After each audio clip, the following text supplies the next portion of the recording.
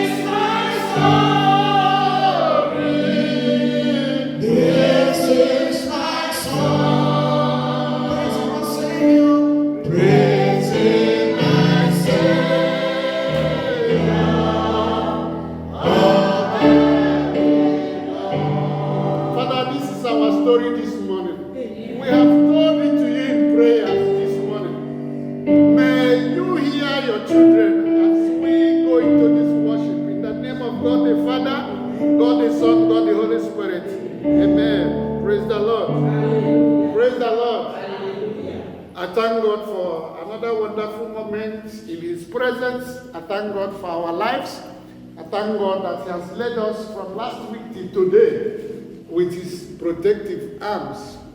It is wonderful to be in His presence, because the psalmist said, I was glad when they said to me, let us go in the house of the Lord. Because in His presence there is joy, there is happiness, there is fulfillment. And so shall it be for all of us today in the mighty name of Jesus. Amen. And like I want to always refresh our memories to what we went through last week, because of those who were not privileged to be here. Last week in our Bible study, we studied only 2 scriptures.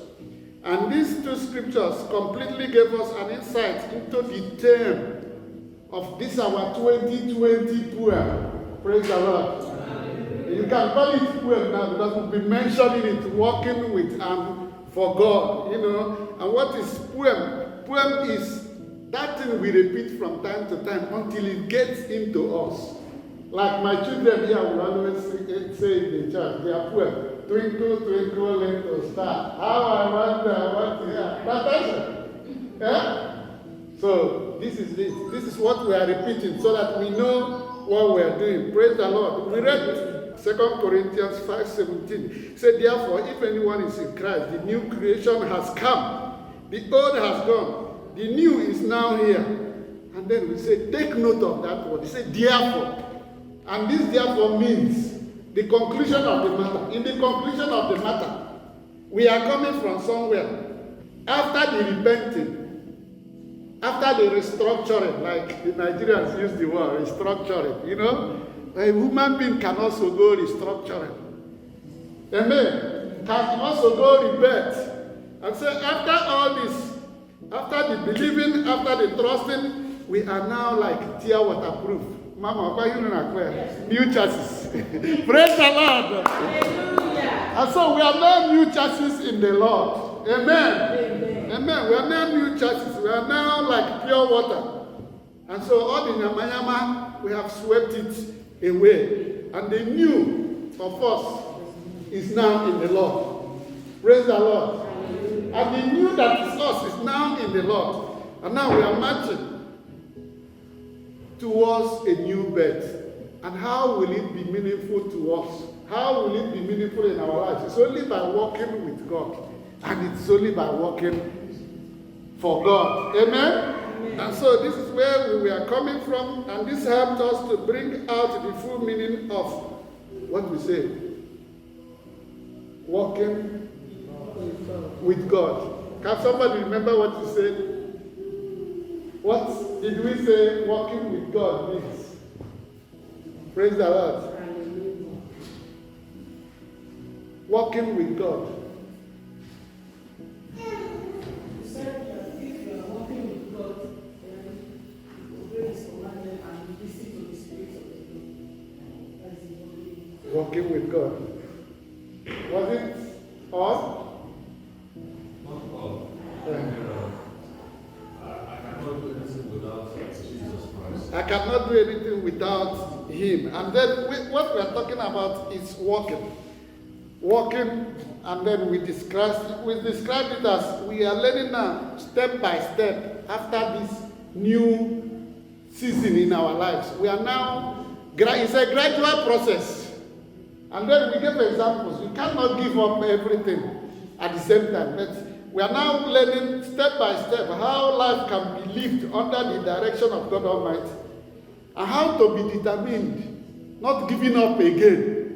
Not giving chances again to those things that was distracting us. So you have to be patient with yourself, because sometimes you will be weak. Praise the Lord. And so we also read Psalm 125:1, which says, "They that trust in the Lord shall be as Mount Zion, which cannot be moved, but abideth forever." And in this verse, we also emphasize on day. And we say this day is us. Who has now believed? This day is us, who has now taken into this very situation to say, God, here are we again. And we confirm that we are now in our own Mount Zion. We described Mount Zion as the city of God, the last bus stop. And the last bus stop, as every Christian knows, is his house, the house of God. And when we get to this last bus stop, what do?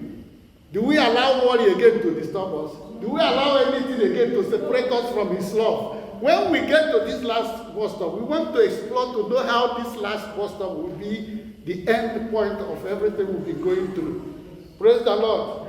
As we wanted to conclude, we read Hebrews 10:25, where it says, "Not forsaking the assembling of ourselves together, as the manner of some is, but exhorting one another." By coming together, we encourage ourselves through our behavior, through the love we show to each other, through the way we do our things.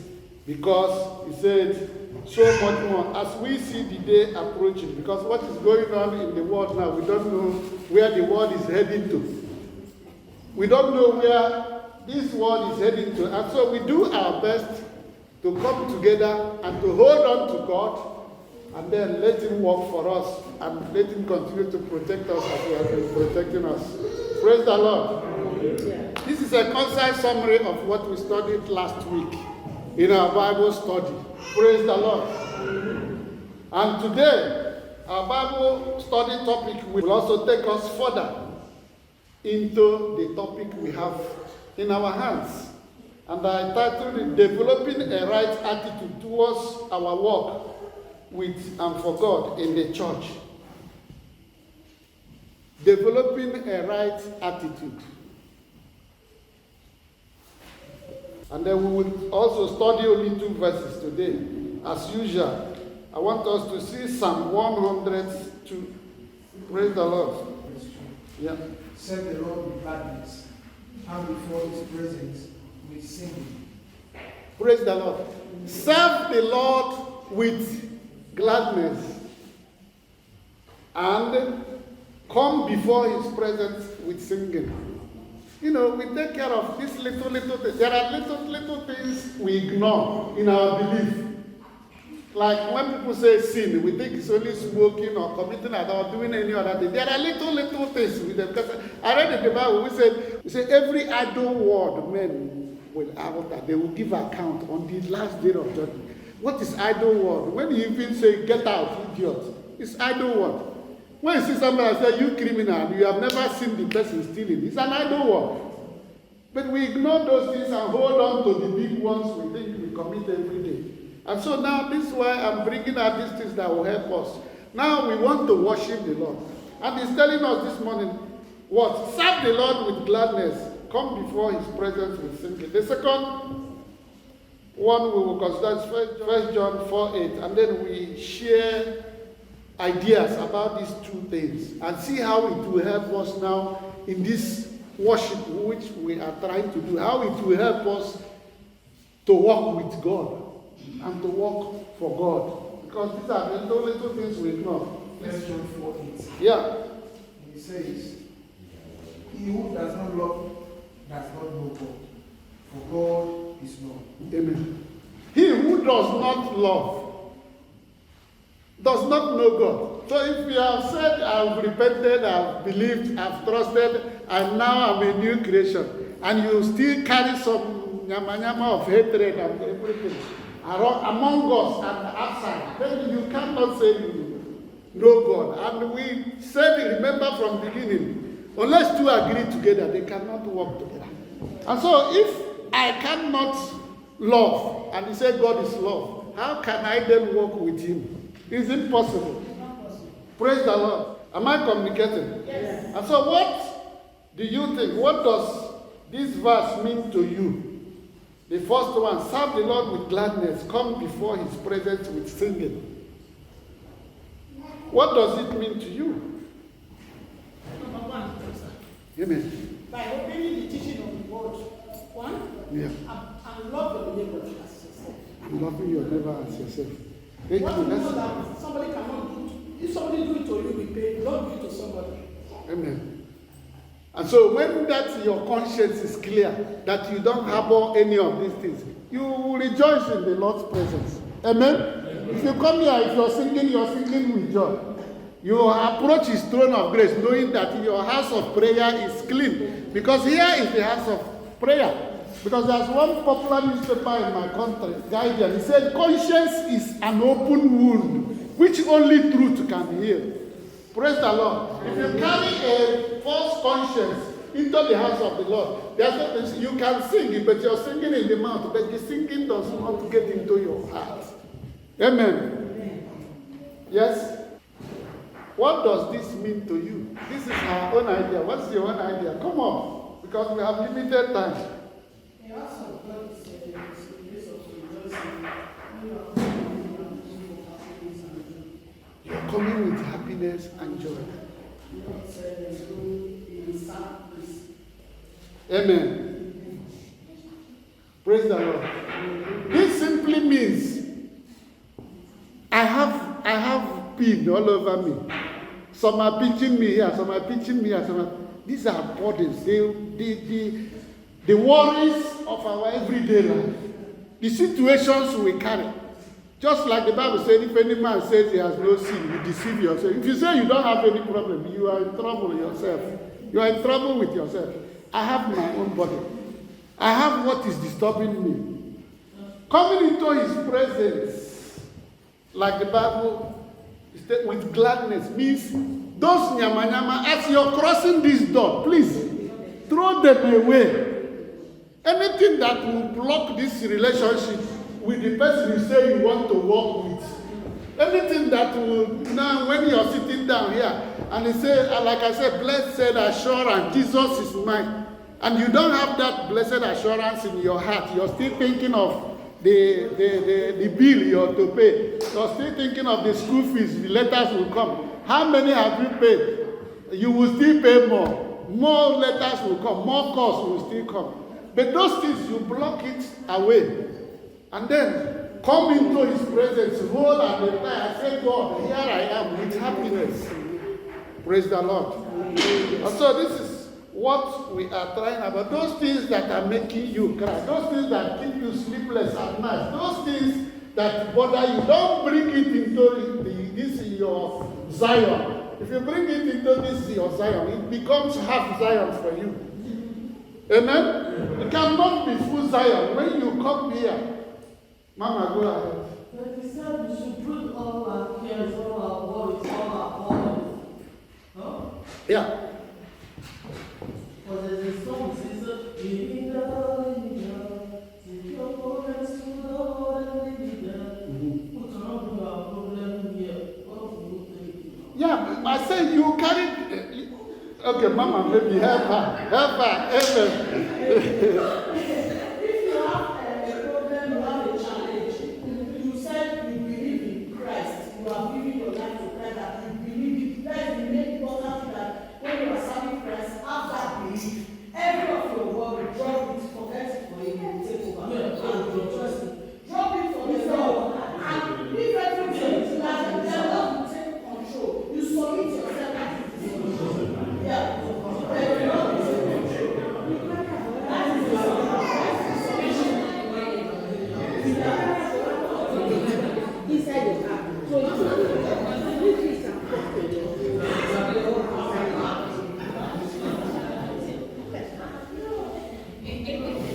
Praise the Lord. Just a building. God is everywhere. God is in the past. We can be in your house. The thing is that believe on the finished work of Christ. Christ has paid the debt. And if you as Paul said, I can do all things through Christ strengthened me. Just take all your faith in that strength of Christ. I can do all things for me. Praise the Lord. Praise the Lord. This is it. That's why we said we listen very, very well. I told Mama that those problems are there. Whether you like it or not, are there. And that's why I said to you, come unto me, all ye who labor and are heavy laden, and I will do what? I will give you rest. That's why if you have not been here for 3 weeks, then we have passed that stage. That rest is what we agreed before, that God, because God loves us, He wants to give us rest. He wants to give us peace of mind. And He says, all you who labor and are heavy laden, and you say, those things are there, but as you enter His house, ignore them, forget them, so that it will not block your praising and rejoicing with Him in the Lord. Amen. Amen. So of what relevance is coming into His presence with singing to us? You can say, how can I come into the presence of God with singing? What does it mean? How does it help us now with the work of God? Of what relevance? Say with singing. Amen? Amen. Come into His presence with singing. When you come into the presence of God, you are rejoicing and singing. Everything is rejoicing with you. Amen. Amen. It's a sacrifice. It's bringing sacrifice to God. Amen. Amen. Praise the Lord. I wrote some things down here. 2 things happen when we sing. Here. Number 1, you're praying. Number 2, you are acknowledging the majesty.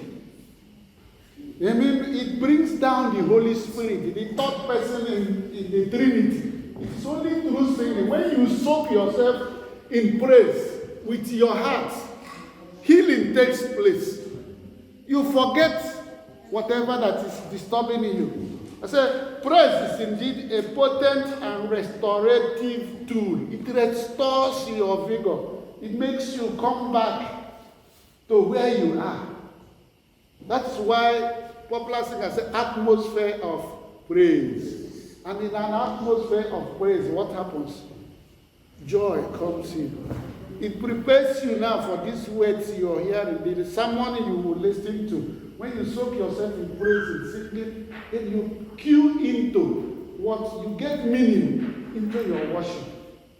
And this is also the way we bring ourselves together to work with God. We said, I also wrote, it changes us for the better by refocusing our affections, realigning our priorities, and restoring our souls.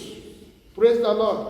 I said also, our spirit becomes more pliable. It becomes more open. And it becomes receptive to receiving God's Holy Spirit and His Word.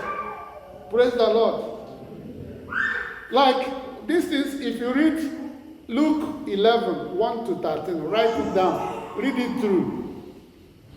After the Sermon of the Mount, Christ started telling them, when you pray, do not be like the Pharisees. They do this, they do that. When you fast, do not do this. When you give alms, do not these things. They have been praying all their life, true or not. They have been fasting all their life, true or not. They have been giving alms all their life. And they were confused. And they came to God and said, Lord, then teach us how to pray. Which means we've been praying, we've been doing it the wrong way. Amen? Which means so all these things we are talking to reawaken our consciousness. Maybe we have been worshiping since we were born.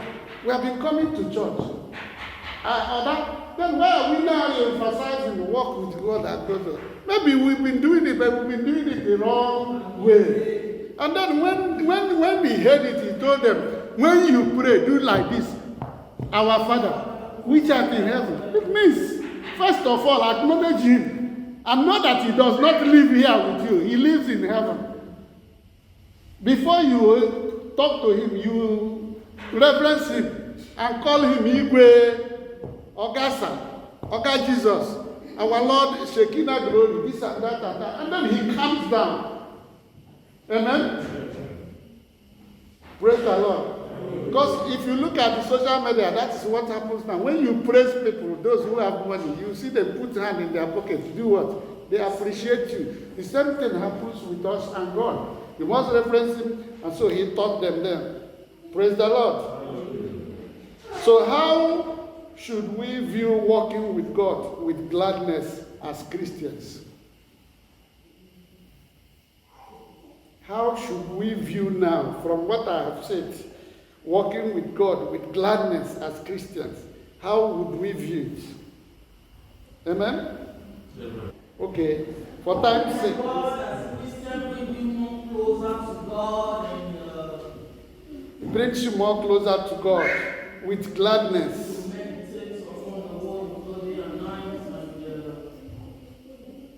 So, amen.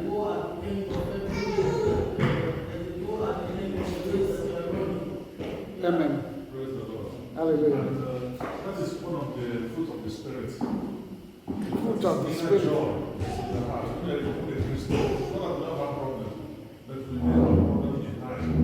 And you are different. You have to be different from them. People will see you laugh, enjoy, even though yes, that is one of the Spirit. Amen. As a Christian, if you want to walk with God, you must see it as a privilege and not as a burden. You are not forced. If you remain in your house without coming to the house, it's not anybody's business. But coming to the house of God, see it as a privilege. See it as a blessing that you are counted as one who want to worship the Lord. You are not coming here that I will see you or anybody. Even when you come here, don't even behave as if you don't see anybody. Only see the cross and see Christ. This is what our Father taught us here last time before. He said, if you are coming here because of me, Pastor, forget it. You are missing it. If you are coming here so that every Sunday we see you dressed well, forget it. You won't get anything. But if you are coming here and immediately you get here, you know that it's a relationship between you and your God. It's a special privilege. And this is the only way you can get meaning out of your worship. And this is the only way you can walk with God. Praise the Lord. So, everybody will see your heart and be motivated to key into it. Pure example, you can see there are people even who come to this church only to listen to our brother play. and sing. Praise the Lord. Because he does it with his heart, with everything that is in him. Amen? And then this is what joy, rejoicing in the presence of God, means to all of us. And so when you see it, you are motivated. Somebody like me who sometimes stay here and sleep, immediately I hear the keyboard, I jump up. Praise the Lord.